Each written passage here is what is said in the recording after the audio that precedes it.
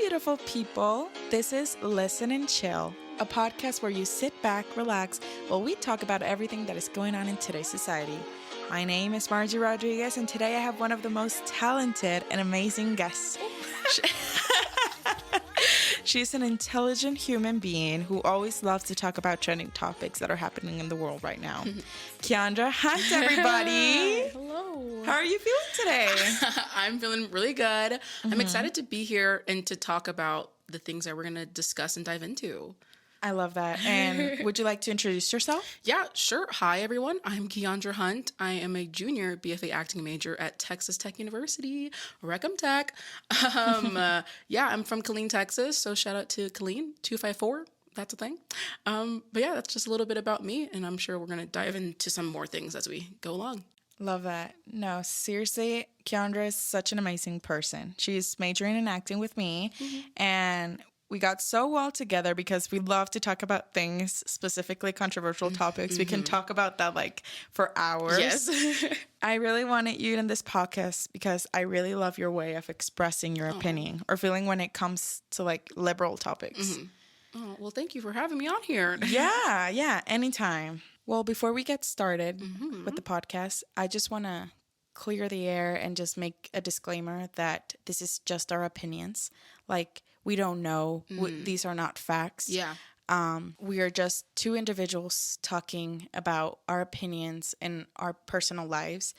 And please, if you get offended, we don't mean no harm. Like, this is just what we've seen and what we want to talk about.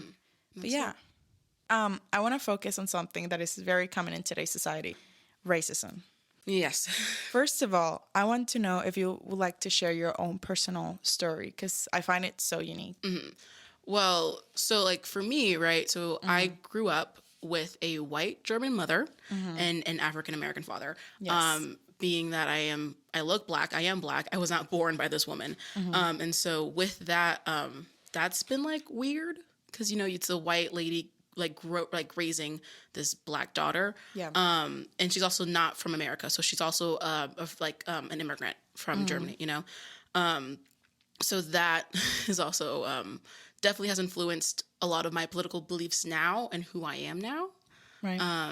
But yeah. And because of your unique background, do you feel like you fit in as a black person?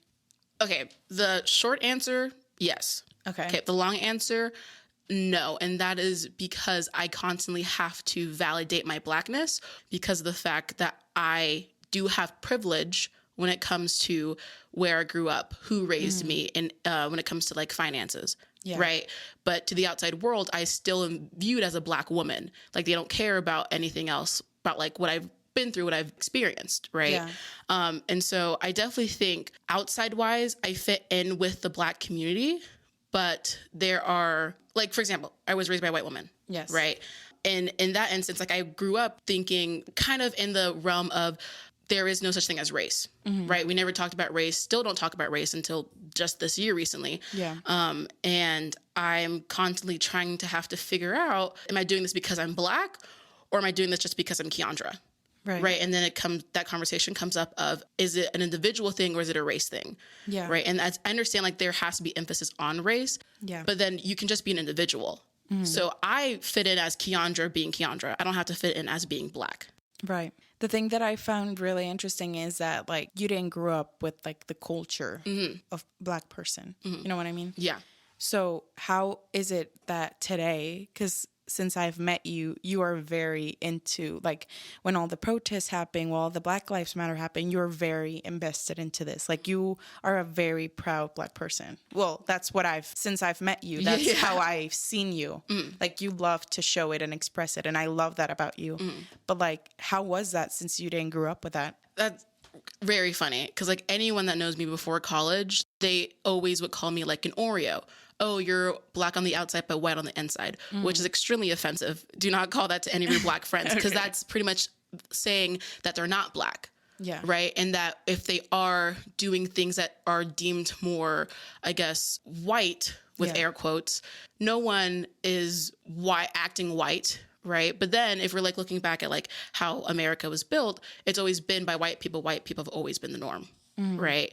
And so I'm sorry. I keep going on these long ass random tangents. No, I actually like that. But you know what I found funny is that you grew up with German white culture, not American white culture. Mm-hmm.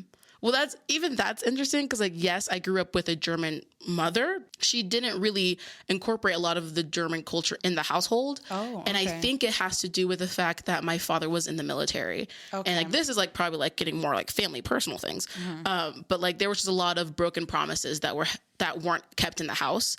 And so I feel like my mother pushed that to the back burner. But, granted, she did what she could as someone who moved to America by herself, no family, right? With this man she met from the military. Yeah. I think she did what she thought was best at the time.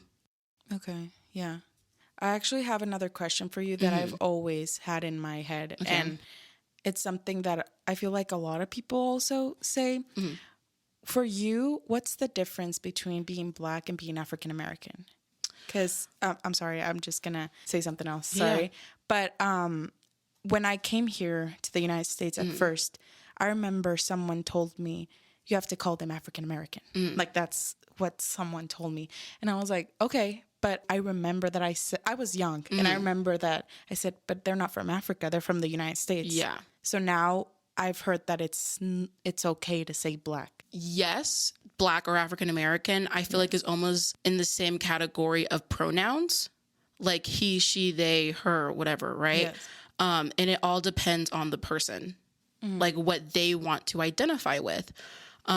Historically, like it used to be, I'm about to say some out of pocket stuff for a second, but like it was colored was like the preferred thing. Well, not preferred, but that was just what everyone was saying. And then Negro became the like preferred, just the thing that was going on. And then it became Black, right? Because that was just something that was just skin color based. Yeah. And so I think the term African American is more like modern day, like probably like 80s, more 90s is when it started becoming like a thing that people were talking about. But African American is going back to like here, I am Black, right? Yeah. I prefer Black over African American because not every Black person right now in America stems from people who are from Africa, right? But yes, we can say like slavery wise, but like generational wise, like they were born here, right? And so the better term for them, in my opinion, would be just Black American. Okay. But then you would be like, oh, then white people can have white American, right? And then so forth and so forth. And so I definitely think it just depends on each individual person if they want to go by Black or African American, right? Again, because I wasn't born in Africa. I wouldn't consider myself an African American. I am a Black individual who lives in the United States of America. So, a racist, do you instantly go for a white person? Yes. Okay. I hesitate with this yes, because anyone and everyone could be racist.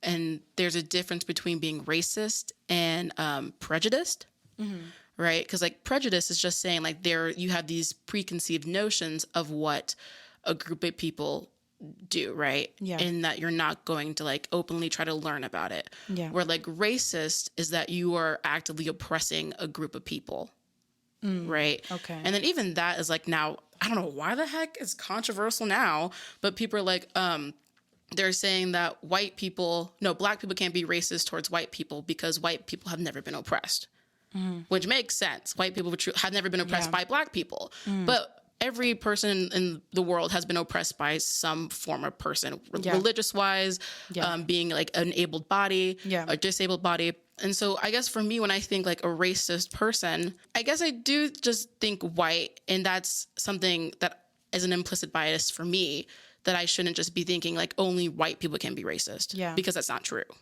What are your thoughts about it? Actually, I was going to tell you that there's something that I also find really interesting is that, and I see it everywhere, and I've seen you do it sometimes, or like people like, oh, these white people can't do this. These white people can't dance. These white people, like stuff like that. But it's okay for Black people to do it, but not like if it was the other way around. That's really offensive. Well, don't do that. You know what I mean? Yeah, and that's not okay that we're saying that. But it then becomes this kind of like cult hood-like mentality where it's all like, oh, all Black people have to now either not hate them or just spew, I guess, negativity towards them. Yeah. And that kind of seems like the new pro-Black thing to do. I know. Yeah. And to be honest, like when I came here, I used to not like, because I've told you my experience coming here. When I came here, and I came here when I was in college, I thought everyone was American. I never saw the separation of Black, Asian, Mexican, or Latinos, white. Until I came here, that's when I saw like, oh yeah, these white people are, and I was like, wait, why do you have to separate them? But in some way, it's like they're proud because it's like, oh, I want to show that I am Asian, but also it doesn't matter. You know what I mean? Yeah. Like, it doesn't matter if you're Black, but also you want to show it. Yeah. I think, because I can't really commentate on like what it's like being an Asian American. Yeah. Granted, I should probably we all should educate ourselves on what it's like to be of a different cultural background. Yeah. But when it comes to just America, like the only difference between American slavery and slavery everywhere else is that American slavery was literally based off the color of your skin. And that was the only thing, right? Because if we're talking about the Holocaust, granted, probably this is also controversial, but like that was because of religion, right? For being Jewish. And you can't just look at someone and be like, oh, they're Jewish, right? But with American slavery, it was because of the color of a person's skin. And I think that is literally crazy. Literally, just because you were born, that's like saying just because you're born a woman, like you're not able to do A, B, C, or D. And I'm so glad that you said that, because I feel like that's something that I also just thought of right now. Black people are the only ones that you know they're Black. Yeah. Like Mexicans can look white, or Asians could not have their distinctive feature. You know what I mean? Yeah. But like the color of your skin is like, oh, this person is Black. Like you can see that they're Black. But sometimes like when they're mixed, of course not. Right? It gets a little bit difficult, and like that's again being a mixed child, completely different conversation to be had. Yeah, and that's something that I also wanted to ask you, your community, and how is there any discrimination against like the people that are lighter, the people that are mixed, the people that are darker? Like how is that like discrimination within the Black community on colorism? Yes, I guess you could say. Yes, there is for sure. It's almost like this weird hierarchy where the lighter you are, the more you're treated better. Yeah, I guess. And it's almost like white privilege. And it's not white privilege because they're still Black. But within the Black community, there's so much hate. And I'm just talking about just like African Americans, Black individuals, period. Yes. And I'm going to use African American and Black interchangeably just for this, whatever. Yes. But people who are born of a lighter skin color almost do better in society. Right. And like, wait, real quick. Yeah. Side note of that. Do you think it's the more light, the more successful? Is that what you're saying, or what did you mean? It's the more acceptable you are to the white society, because they don't see you as, they don't have their implicit biases in them. Like it's because they know that you're mixed with white. It's like, oh, they're one of us. And that's why it's a weird conversation of being mixed, because then you have these people that don't feel like they can fit in with their white side, and they don't really fit in 100% with their Black side. People also favored lighter skin within the Black community. Actually, I do think that it's also the same in Mexico. We do have like a community, but that's where I get confused. Okay. Because in Mexico, we're all Mexicans. We're all like, it's just one race. And that's when I'm like, okay, like there's no discrimination, but there is a discrimination against social class. And I don't know if I'm the only one that sees this, but the lighter you are, the more higher class you are. Yes. That's what I've seen. But yeah, and then when I'm here in the US, there's this like another whole community, Latino community, where it's like people that were born in the United States, and most of them don't speak Spanish, or they're just, and I'm sorry, but illegal sometimes. You know what I mean? Yeah.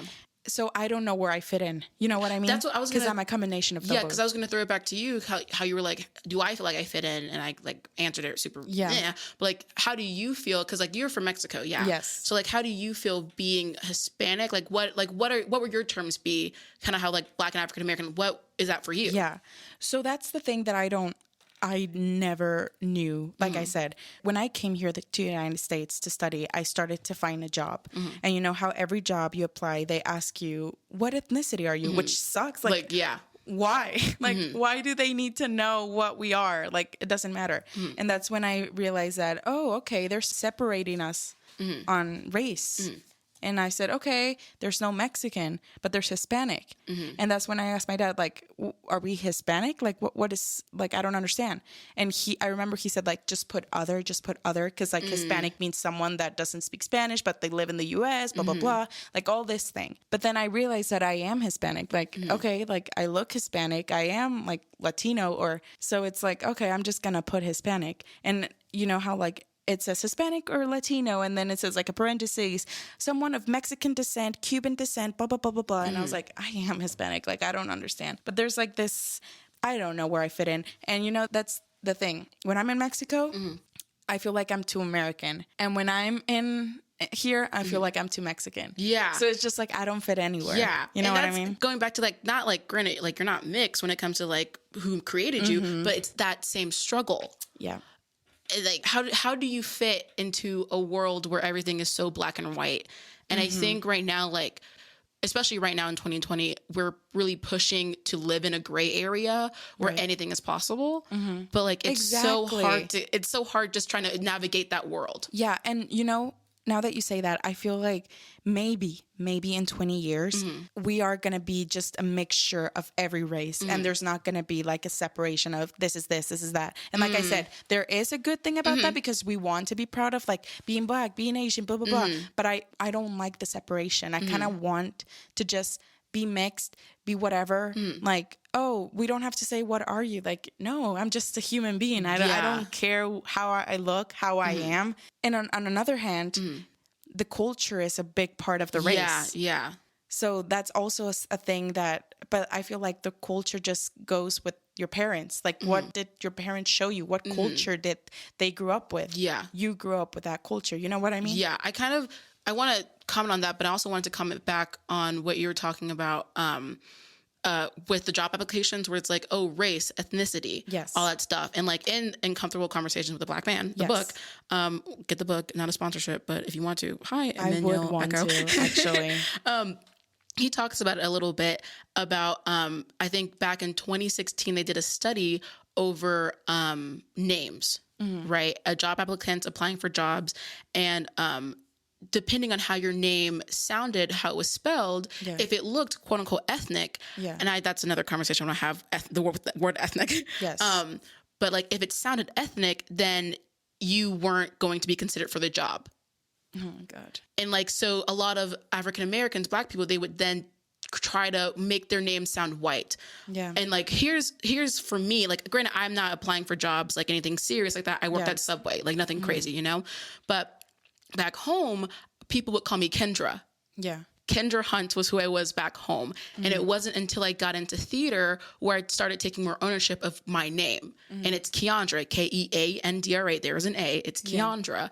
And they used to call you that just because, or they just... It was just because they just didn't recognize the A. Okay. And like, that's just like a simple, like, I could have corrected them. Right. But also I felt like I couldn't correct them for what, like, I felt like it was almost as if I wasn't enough to be like, that's not my name. Right. Right. Okay. I don't know why I felt that way, but that's just how I did. And so I never corrected people until I got to like my sophomore year of high school. But still, if we went to Killeen, Texas, everyone would be calling me Keandra. That's so funny. Yeah.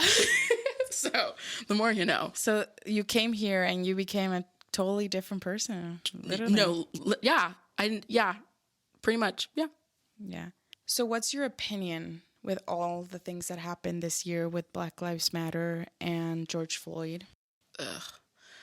Literally, you said his name and I wanted to cry. So I might cry on this podcast. Who cares? If you have emotions, be emotional. Clickbait. Okay? I'm kidding. No. Clickbait, David Dobrik. Anyways, but no, George Floyd was the first police brutality case that I had witnessed on TV. Prior to George Floyd, I never really understood the Black Lives Matter movement.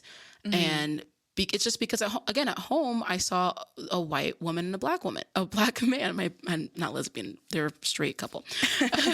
I mean, that would be cool. That'd be another thing to add to who Keandra is, you know?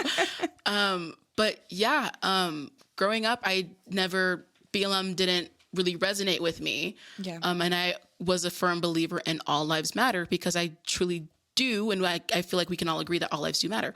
But going back to George Floyd, I remember seeing it on Twitter, and I was sitting in my bedroom just like scrolling about it. And I was like, why are we literally in a pandemic? Literally COVID-19 is a thing. Yes. We're all supposed to be at home in the first place. So why was George Floyd outside in the first place? Why are police doing police things? We're in a pandemic, go home.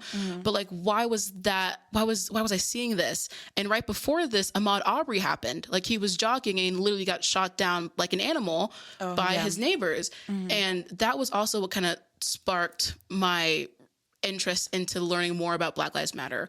Because by the time I graduated high school, I was pretty much firmly into BLM, and that was 2018. I can't think of like any really big thing, like movement in the Black Lives Matter movement that like made me go that way. But that was, I just graduated high school feeling like what's going on with Black people in America isn't right. So again, going back to George Floyd, found out about it on Twitter, and my dad calls me and he's like, "Hey, did you see what happened to this Black man on the news?" And I was like, "Are you talking about George Floyd? Like, who are you talking about?" He's like, "Yeah."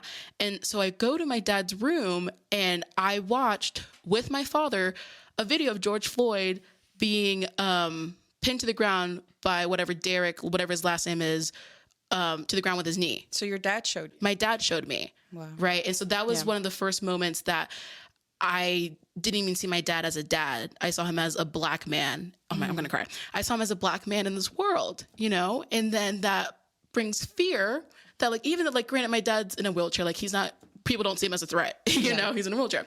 But like that kind of, for me, emulated what Black mothers feel, the fear they feel for their sons, and the fear that I will fear for my sons when I have them, for my daughters when I have them. And so in that moment, I knew that I couldn't just sit around and just like have friends that didn't want to speak up on this issue, because granted, it doesn't affect them. Like I have a lot of Caucasian friends. I have a lot of white friends. I grew up in the middle class. That's just who I was around. This didn't affect them, and this didn't affect me because that's not what I was around. Right. But as the older I get, I want to be a part of this community, and I want to be an activist for this community. And I feel like it's doing myself and other people an injustice if I don't talk about it. Right. And so with this, like I went to protest in Austin. Can you talk about your experience when you went protesting? I can. Yeah. So I had gone to a few local protests back home in my hometown. We were mostly protesting for the people that had been killed by police in Killeen itself. And that's where I learned about no-knock warrants. What is that? So that's pretty much kind of in the same case of Breonna Taylor, where police will just show up to a person's house without a warrant and just let themselves into their house. Oh. And so...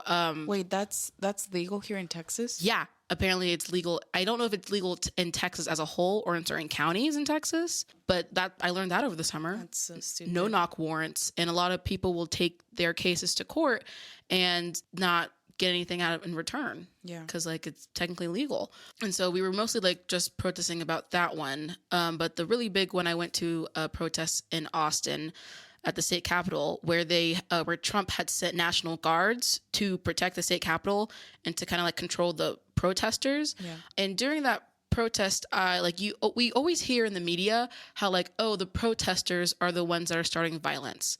The protesters are the ones that are doing all this stuff. But from firsthand experience, there was at least one part of the day where we had marched from the Capitol building back to the highway, back to the interstate. Yeah. And by the time we had got there, APD, the Austin Police Department, they had set up barricades blocking off the entire highway. Right. And so because of that, a lot of protesters took that as an, okay, we can get on the bridge because the police had blocked it off. Yeah. And so now a large majority of these protesters are on the bridge, and then there's a helicopter above, and they're like, hey, you need to get off the bridge. Otherwise, police forces are going to start gassing, throwing tear gas and rubber bullets. Granted, this was probably the time that we should all have gotten off the bridge. We did not. And this is kind of where the violence that we're seeing on social media, on the news, get captured, because then the police are brought in and they just start shooting at the protesters, right? And for me, I was just so confused, because I was like, why would the police block off the highway and not expect us to go on it? Right. Like, that was pretty much kind of like an open invitation for that, actually, right? Yeah. And that's just kind of how I took it. And I remember I went back home and talked about it with my mom, and she was not happy. She was not happy. She was not happy with me. She was not happy. No, she was not happy with the police. She was unhappy with me for being there. And that was just also kind of a stark contrast. I was like, why are you mad at me for being there when I was, protesting for what I believed in? Right. But yeah, police got on the bridge and they started throwing rubber bullets and tear gas at us. And at this point, I had ran off the bridge. It was me and two of my dear friends. I ran off the bridge, and at this point, the bridge is clear.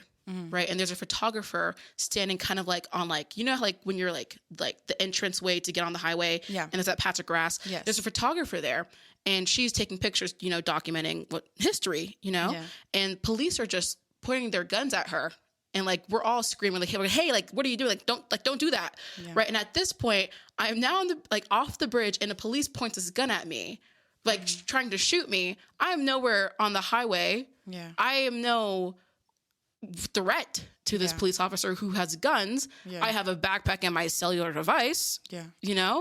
And in that moment, it just becomes so real that it's not an issue. Like, yes, police brutality is a thing, but it became just so inhumane because this police officer who is far more protected than I am sees me as a threat. Yeah. Right. And in that moment, that was just, again, another clicking moment for me where it was just this is not okay. Yeah. And yeah, but that was kind of in a nutshell, just my experience there. And later on that same month, I had driven back to Austin, and Trump supporters were protesting. I don't remember what they were protesting. It was before the entire election thing. They were just there to be there. And there wasn't as many people there, maybe 200 people. When I went to the protest, thousands, literally. And keep in mind, we're still in COVID times. And these 200 people that were there protesting with Trump flags, there was an ambulance there. And when I was there for protesting Black Lives Matter, there wasn't an ambulance in sight. And I feel like that also tells a story in itself. Yeah. So, but yeah. What I found really interesting is you invited me to a protest here in Lubbock, and that was my first protest ever. And I was really scared. Really? Of course I wanted to protest with you and scream and yell and stuff like that. But I had goosebumps. It was just too overwhelming for me because I was just so scared of if something happens, I could die right now. You know what I mean? Yeah. Yeah. And I remember my dad, since I was a kid, he would always say don't ever protest. And now I really disagree with him because there's this thing, I'm going to tell you what happened in Mexico. I learned from this in history class in Mexico, but I think it was maybe in the 60s, 70s. I'm not sure. But there was something, the Olympics were in Mexico, and there was something going on. I'm not sure, though. I should investigate, but a protest was going on. And the president at that time, he killed all of the protests before everyone in the Olympics came. And it was 100 kids or something. And it's okay. The president didn't get president, but yeah, that's not okay. So that was so bad, and right now he's the most hated president in Mexico because he killed so many presidents. Yeah. I mean, he killed so many protests. So I think that's one of the reasons why my dad's don't protest, But in that moment when you invited me here in Lubbock, I felt so I did feel scared, but I felt so proud of myself for doing that. You know what I mean? Yeah. So it was so good to just be there and support the community. You know what I mean? Yeah. Yeah, for sure. For sure. So you wouldn't mind if you ever become a successful artist or an actress, would you mind being cast as a slave or someone that's being called the N-word, stuff like that? Going back to someday we're all gonna have to play Hitler. Right. I think starting off we're all gonna have to play these slaves, these historic pictures where we are the ones being whipped or whatever, Actually, I can relate to you with that because I once did a short film and the casting thing, it said oh, we need a Mexican. And I was like, oh, I'm a Mexican. I can do this. And I realized that I needed to play an illegal immigrant crossing the border. And I said, okay, And then that's when I like talked to my parents and everything. And my mom was like, no, why are you doing this? And that's when I realized it's just a character. That's not me. Like maybe I do look like that, but I know that I'm not an illegal immigrant crossing the border. But yeah, I literally had dirt on my face. I literally was crossing. I was on a truck hiding. But it was a great experience. It was just... It's history. It's part of a story. Yeah. You're trying to tell a story, and that's what I like. You know what I mean? Yeah. And that's something that's what I love about movies.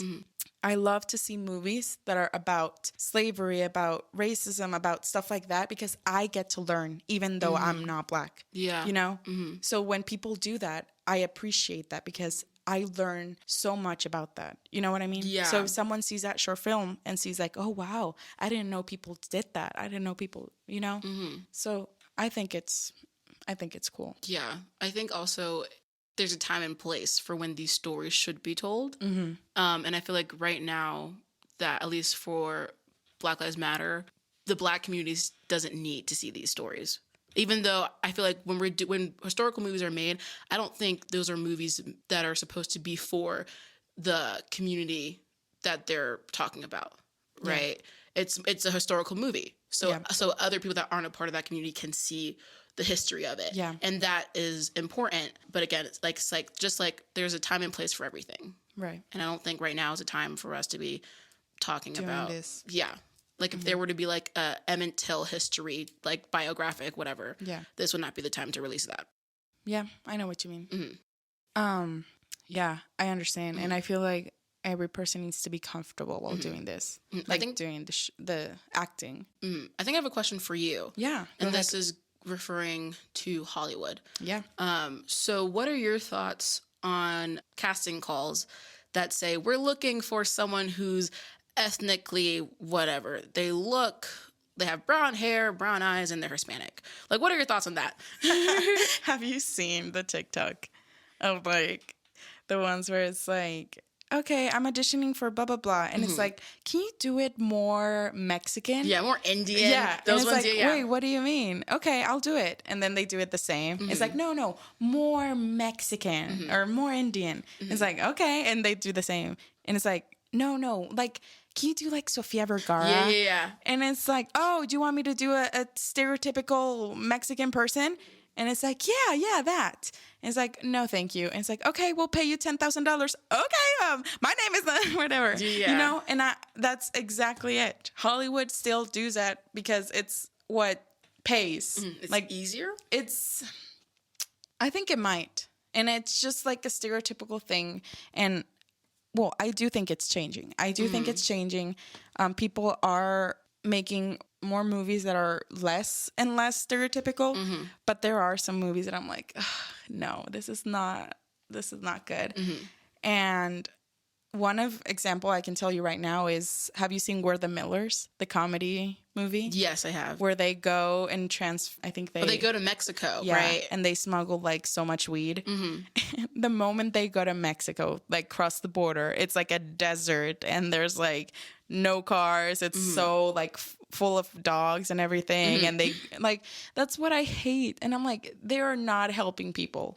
Like, they're not helping people because now people are going to think that we live in a desert and we live with drug cartels every day. That's not true. And we're full of danger people like that. I was like, I know this is supposed to be funny, but like, I don't know. It's hurting a community. Yeah, it bothers me. You know, it's like people are going to see this and they're going to think that's how we live. Yeah, and that's only like perpetuating the stereotype that is that. Yeah. So like, I think Hollywood needs to be fixed, of course. Like, they need to at least, you know what? I'm going to talk about this. Okay. You know, and a great example about this, Coco.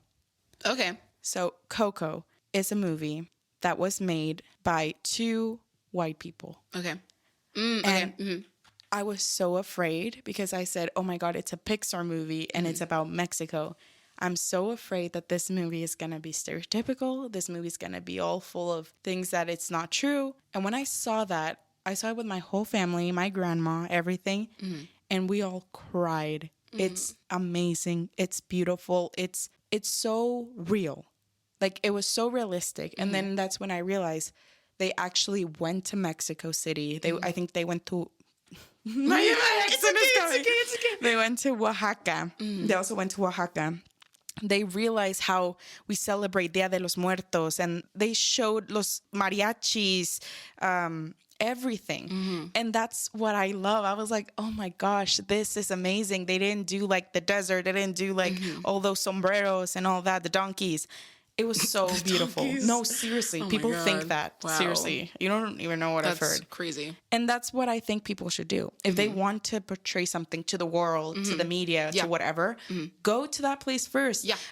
Learn about it. Like, I also heard that they also went to Norway to do Frozen. So that's something that people, like kids, could see and be like, oh my gosh, I can go to Frozen. I mean, I can go to Frozen. Norway. I can go to Norway now. Yeah. I know how there's moose, there's like stuff like that, you know. Maybe there's not a snowman, but what I mean is like it's a talking snowman. Yeah. But like summer.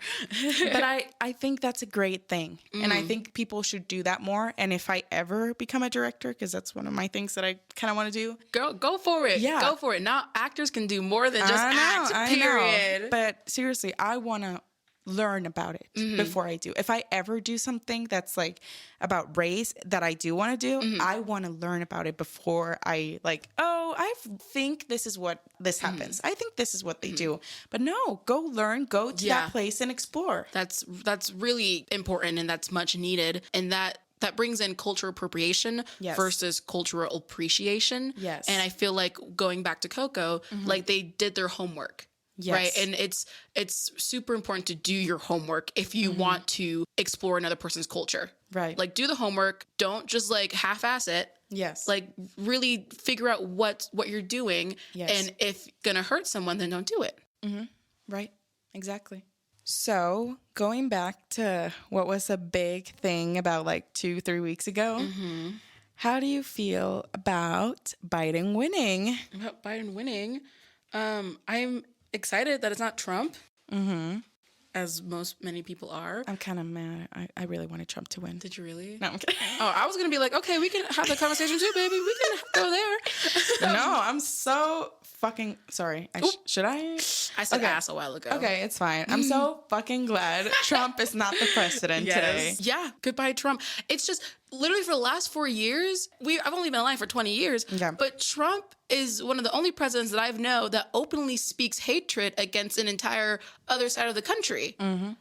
Like, openly. And people were just like, yeah, fuck the Democrats. And we're just like, huh? Whoa, wait. The president can say that? Yeah. And, like, with Trump being in power, as we know, like, people have always been racist, right? It's just, like, they didn't want to come out. They were, like, in their little holes. Yeah. But Trump was all like, nah, man, go ahead, let it out. Yeah. And now that Trump's no longer president, all the racists have shown their true colors, and you can't take that back. Yeah. Because granted, Facebook arguments were a thing and like all that stuff, but like they showed their true colors, and it truly is something that you can't forgive a person. Yeah. And I feel like Trump has had a lot of just negative things in his life. Like, granted, Jeffrey Epstein cases, they have evidence, and homeboy's like, nah, wasn't me. Pulled a Shaggy. He was like, wasn't me, you know? There's just, and people forgave him. I want to be forgiven like that. Yeah. Right? So I'm glad that Biden is president now. Yeah. But there's still things we need to get done. Yeah. We can't just be like, oh, Biden's president, that's it, peace out, you know? So I think it's a lot of us are going to have to hold him accountable. I just still don't understand how there's so many people that like him with all the things that he has said. Like, you and I watched the debates together. Yeah, we did. You know that he's such a great, like, he knows how to talk. He knows how to, like, persuade people. Yeah. That's what He's a businessman. Yeah.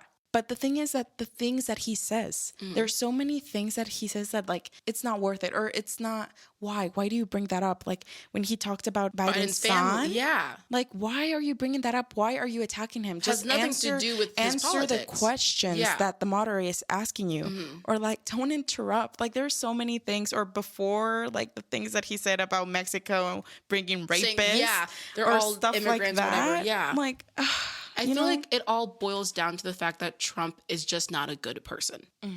Like, that is honestly what it comes down to. And like, we always hear about it. It's like, well, my mom said not to say anything mean. Like, if you have nothing nice to say, then don't say it. Yeah.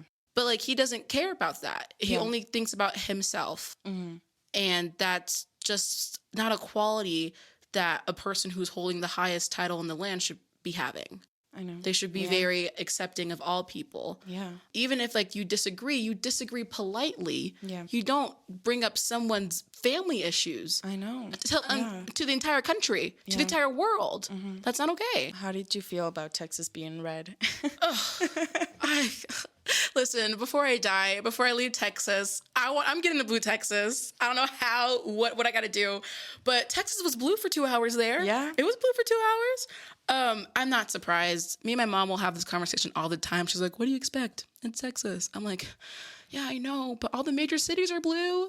It'll happen. It'll happen. Eventually. But, I mean, I'm moving to another state. I really don't want to be in a Republican state. I'm just saying. That's okay. But I'm excited about Kamala.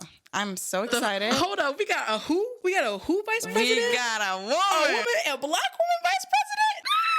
A mixed race. A mixed race? Girl, literally Kamala Harris is, I didn't cry for this one, but I can understand so many women being overjoyed at the fact there is a woman vice president. I'm so excited. I really am. Like an official title, because like there's been presidents where their wives have to like kick in and help out. Like this is her job. This is her title. This is hers. No one can take it away from her. And we have a first gentleman. Like that's so weird to say. First gentleman? Step back, men. The ladies are coming. Gosh. We love you, Joe. Yeah, we love you. We're gonna hold you accountable. He's so cute. But we love you. I love those sunglasses and the ice cream. Anyways. No, Margie, you actually really love Joe Biden. Like, she thinks he's the bee's knees. He's so cute. He's so adorable. Like, he's so cute. Anyways, no, but seriously, if you Google him young, he was cute. All right, everyone go Google baby Joe Biden. So finally, I want to end this podcast with this question. What can we do as a society for future generations to do better? Love one another unconditionally. Not conditionally. Don't put if, ands, or buts on it. You love this person because you love them. And to continue this dialogue, this conversation, it's important, even if you feel like you don't know something, to just talk about it. Yeah. I think that's important because a lot of people feel like they have to know everything before they can talk about a conversation or talk about a topic, talk about racism. But sometimes you just need to sit down with a buddy. Yeah. Not everyone knows everything. Exactly. Yeah. And just talk. I do agree completely with that. And I feel like people try to avoid controversial topics. And it's something that we need to speak out about. And I feel like this generation is doing it more. Like they're trying to speak out and talk. And they're saying what they don't like. Yeah. Like finally, instead of remaining quiet. Yeah. And that's why I love uncomfortable conversations, because it's like literally uncomfortable conversations with a black man. And I don't know if you saw that episode where he like brought so many cops. Yeah, I watched that one. And they're like talking about it. And I'm like, this is amazing. This is what we need as society right now. And if we're starting right now, things might change. Yeah. And it's important to hear both sides of things. Exactly. And not to just talk to people who think like you and look like you. Right. And not like be defensive, be like yelling, like just open up and hear their opinion. Yeah. You never know what's going to happen. You know what I mean? Yeah. You can find some common ground. Exactly. Exactly. We're all human at the end of the day. Period. So, Keandra, before we leave, I want to talk about a movie recommendation for today's topic. I wrote down 2. Okay. These 2 movies really like changed how I see the black community. Like seriously, I learned so much, and that's when I said like, oh my God, like I want to learn more, and that's when I started to ask you about it. One of them is Lee Daniels, The Butler. And that's when we watched it together, and I told you like, oh my God, this is amazing. I thought it was amazing because it shows how a butler in the White House goes from all the presidents until Obama. And it shows how things have changed with how they racism. Treated him, yeah. Yeah, with racism. And his son was like the one that used to protest with Malcolm X and stuff like that. And it's so, so amazing. The other one is Green Book. I don't know if you guys haven't heard that one. Oh, it was nominated for, I think it won Best Movie. When? What year? The Oscar. 2017 maybe. It's so good. I don't know if you know what a Green Book is, but I think in the 60s, Green Book was a book that black people had just to know where to go to a hotel, where to eat, because like it was separate for white people and colored people in that time. Yeah. You know what I mean? So I really like it. It's so good, and it shows how things could change. But yeah, definitely recommend those. What about you, Keandra? Do you have one? Woke on Hulu. Okay. It is so good. And it's about this black man who grew up pretty much in a white world, right? And he gets his first interaction with being profiled as the suspect, right? These police officers are looking for the black man. He just fits the description: tall, 6 foot, black. Yeah. Right. And then his entire world gets changed. And this entire series is just him learning about that he's always been black. He might have not realized he's always been black, and he's kind of been like living this colored blind world, but people have always noticed him as black. And I love it because this is the first time that I have seen a TV show talk about kind of my own experience. And so I definitely suggest watch Woke. It's really good. You said it's a TV show? TV show, 23-minute episodes, super short, 8 episodes, I believe. Can knock it out in a day. I sure did. It's really good. I'll watch So Woke on Hulu. Seriously, I will. But anyways, thank you, Keandra, for having me. Well, thank you for having me. Oh, this is your podcast. Thank you for having me. Thank you for being here today. Thank you for being here today. Thank you. I don't know where that came from. It's okay. But if you really like this podcast, please share. Please give it to your friends. I'm loving this. No, but seriously, I hope everyone has a happy Thanksgiving. Anything else you want to talk about? Me and Lorene, your first guest that you had, we are starting our own podcast called BFA, Black Fierce Actresses. Love that. And we're just going to be talking about kind of what we talked about here, getting a little bit more fun and fresh, if you will. But yeah, check us out on our Instagram at black.fierce.actresses. Awesome. And please follow me on Instagram, Listen and Chill Pod, for more episodes. Thank you so much and have a great day.